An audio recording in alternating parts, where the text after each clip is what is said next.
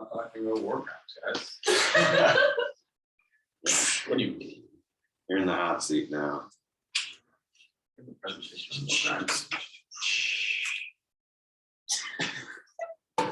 you include this on the? I want to get the image back. Don't screw me over with this folder. All right, Colter, what is your topic? Why the United States should embrace cultural diversity. Helping Nicole a little bit. Perfect, you got the book.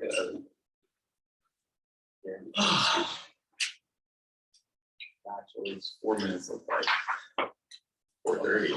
I still have to like have this notebook like. Thank you for picking up where I left off. I swear, I should have been. y'all get the perfect time today. I'm very upset. All right. Audience, are you ready? Yes. Colter, are you ready? I am. And proceed. In a survey conducted by the United States Department of Justice, 6,878 hate crimes were committed in 2020 due to racial or cultural beliefs. Now, that is a huge number. That is a lot of people that are negatively affected by other people because of differences as minor as their skin color, the clothes they wear, the food they eat, or what they believe in. Now, you'd think with this many hate crimes happening, there has to be some way to stop it, right? And there is. I think the United States should embrace cultural diversity to help reduce hate crimes, create a smarter population, and create safer environments for everybody. So we're gonna go back and talk about hate crimes a little bit. These hate crimes, these things are very common, and it's very sad to see. And these hate crimes aren't just like the majority group attacking the minority group. This goes minority to minority, minority to majority, but mostly we hear about the majority groups of an area attacking the minorities. And this is just really sad because this doesn't really originate from anything besides lack of education.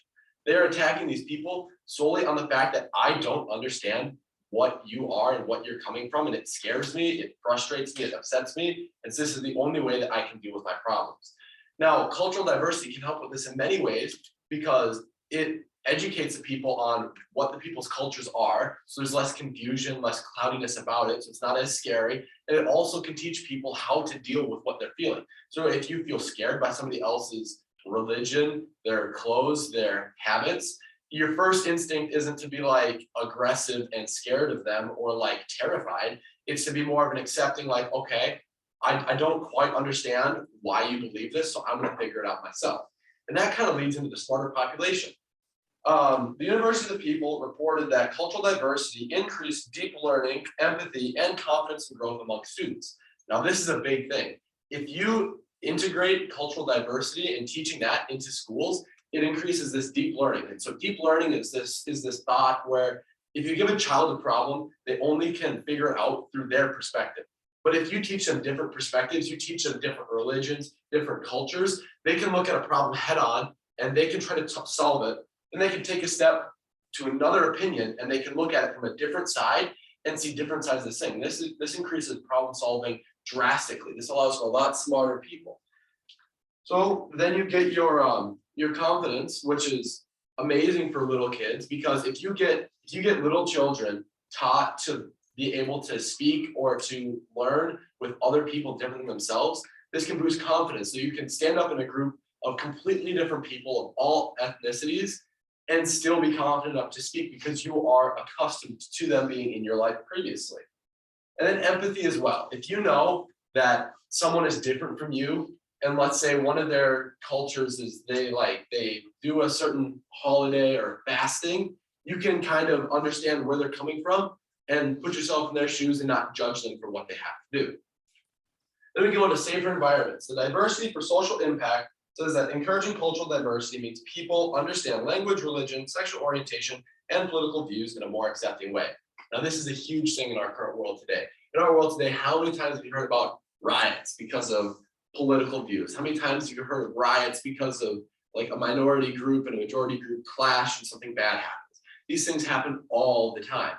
And so this cultural diversity can teach people, like with this deep learning that we talked about earlier, if I'm a Republican and I'm looking at something and I see it in my view, I can learn to take a step back, go to the other side and look at it the same way and understand their opinions as well. And that's very big for that, along with, sexual orientation. I know a lot of people are against the LGBTQ community, when in reality, all you need to do is take a step back and look at it from a different perspective than your own. And it makes it a lot easier to understand and be more empathetic towards those people. And so with all of this, cultural diversity should be accepted into the United States for its huge benefits in less hate crimes, smarter population, and safer environments. And this is not a hard thing to do. It's easy to teach to little children. It's not something that's going to change the entire curriculum. It's something that's very easy to integrate slowly and surely, but will have huge effects in increasing our nation's safety and our nation's intelligence. And I think that is why cultural diversity should be accepted in the United States. Huh? Yeah, I did. Huh? Three.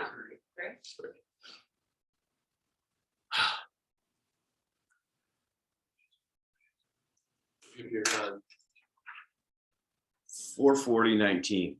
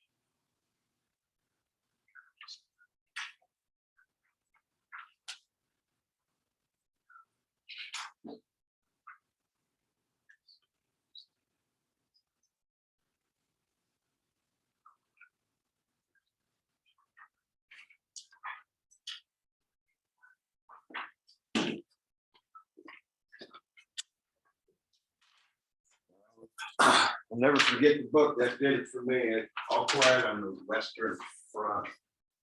It's a book about World War I. The main characters are German, and the bad guys in the book are Americans. I got so bent out of shape when I read it. I was like, why are you bent out of shape? What's this all about? And I really dug into my own mind, and I was like, that opened me up to different perspectives.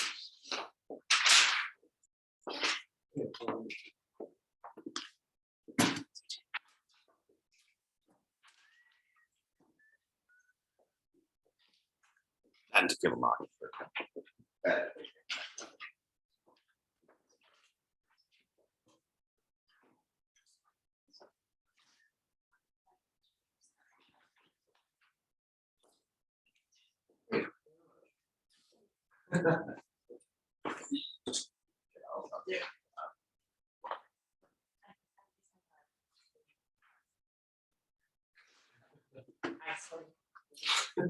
Just Yeah, you're not allowed to.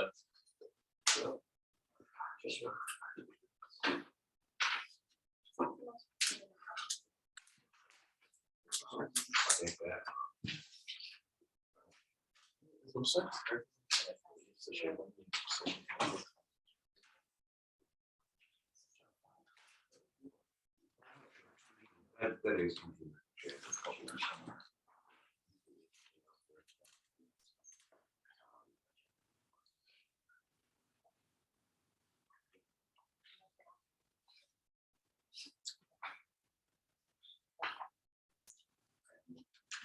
Right, exactly. There you go. There you go. Cool. CJ. That's not, I still did too. Cross.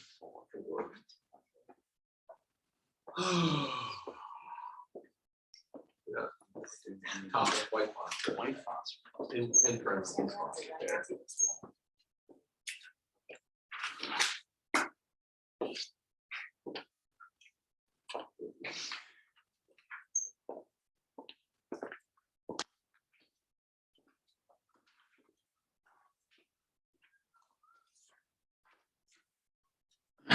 right, Nicole, what is your topic? Why foster care is the current child care system?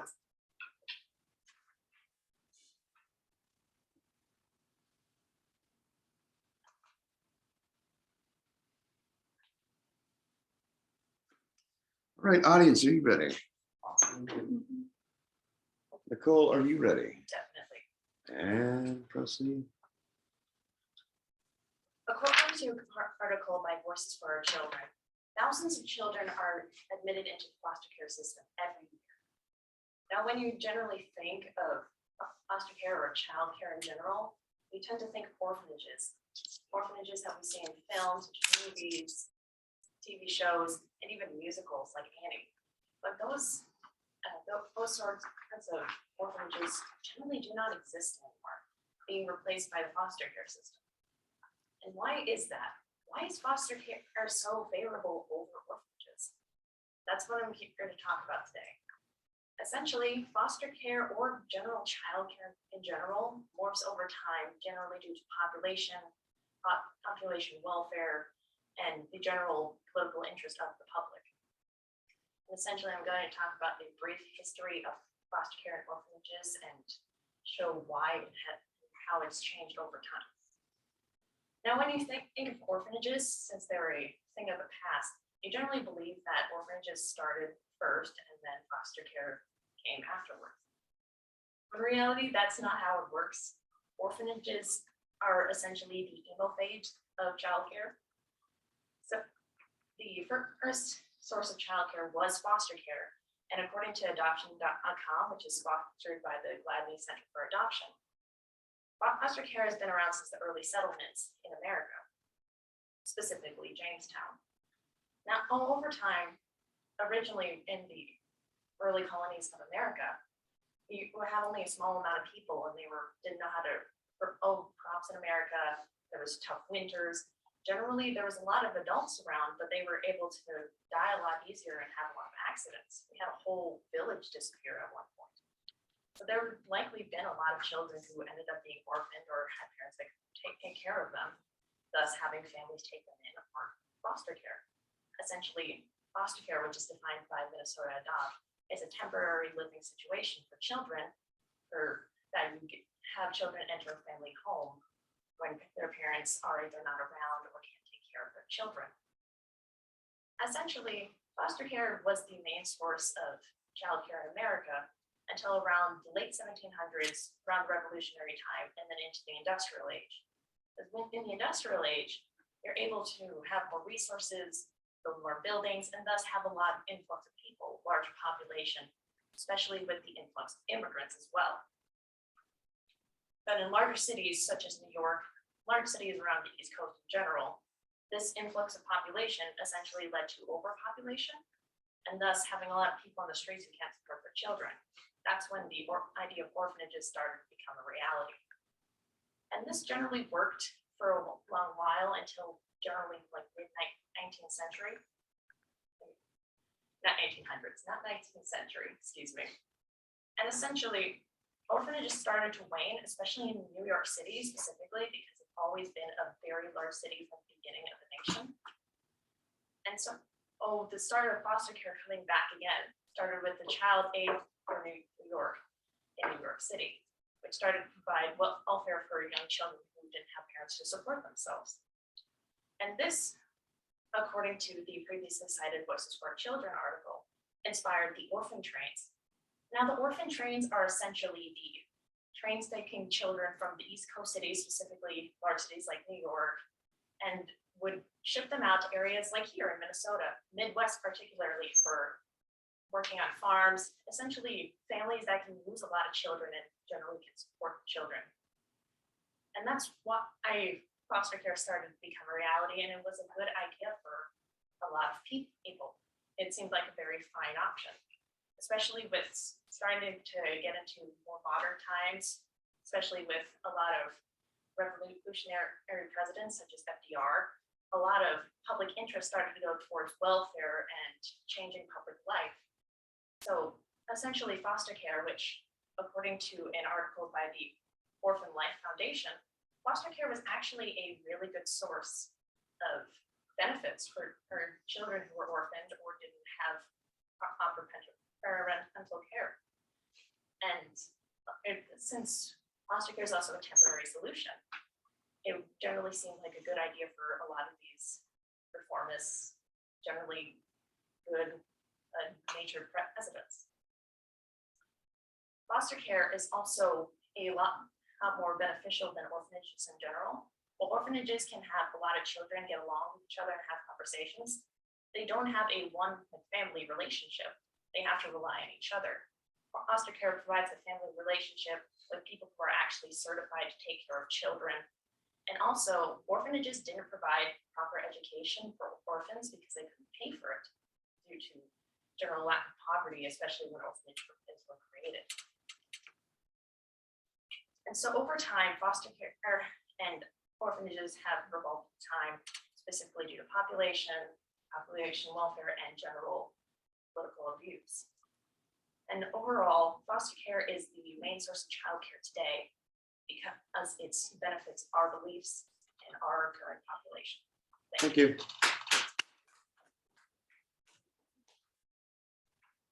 You want these? Yes. 549:10. 549. Ah. Woo. Woo. Two days be a millisecond.